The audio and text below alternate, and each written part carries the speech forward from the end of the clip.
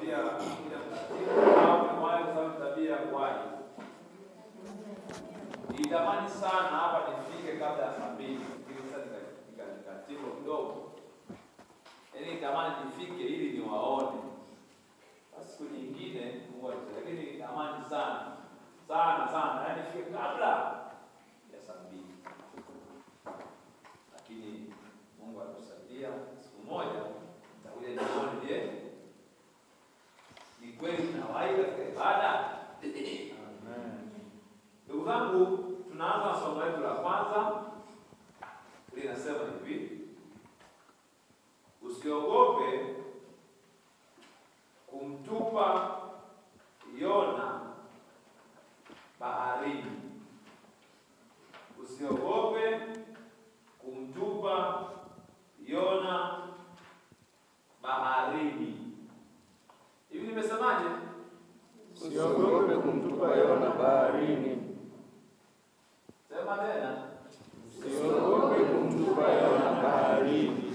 Sasa mtu akashangaa, ukaanza kutafuta Yona yuko wapi? Kwa hiyo utamuona tu na unaye. Kwa hiyo hili ni somo ambalo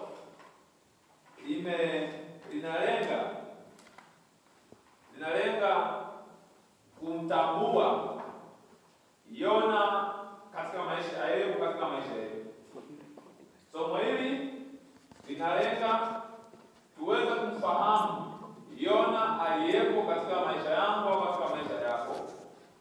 Lakini vile vile linalenga kujengea uwezo na ujasiri wa kufanya maamuzi magumu kwa ajili ya manufaa ya maisha yetu.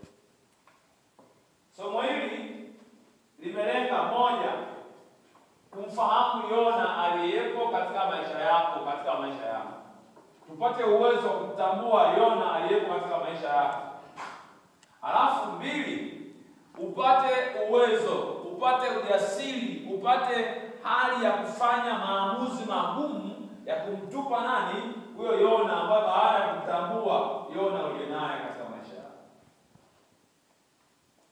Na haya maamuzi magumu ni maamuzi ya kumtupa Yona baharini.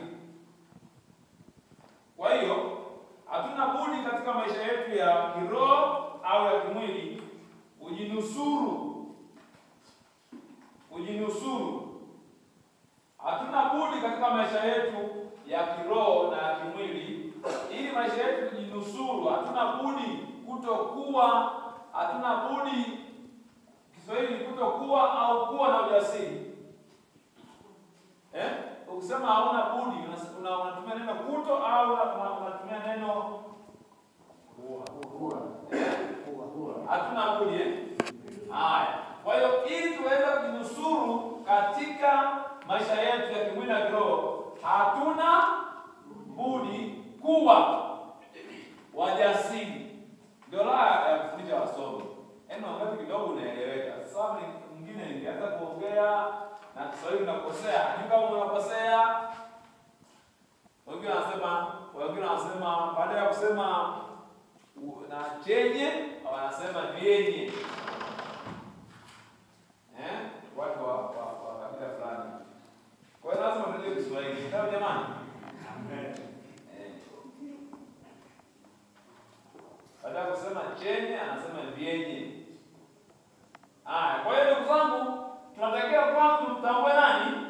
Yona kwenye maisha yangu au maisha yako. Lakini baada ya kutambua Yona, unatakiwa sasa uvae ile hali ya ujasiri ya kuamua sasa kumtupa Yona. Lakini nimetumia lugha ya picha kusema kwamba usiogope kumtupa Yona baharini. Nimetumia lugha ya picha. Hatutamuona Yona kama Yona physically, tutamuona Yona kama picha. Kwa hiyo nimetumia sentensi hiyo inabeba ujumbe fulani. Bwana Yesu asifiwe. Kitabu kikuu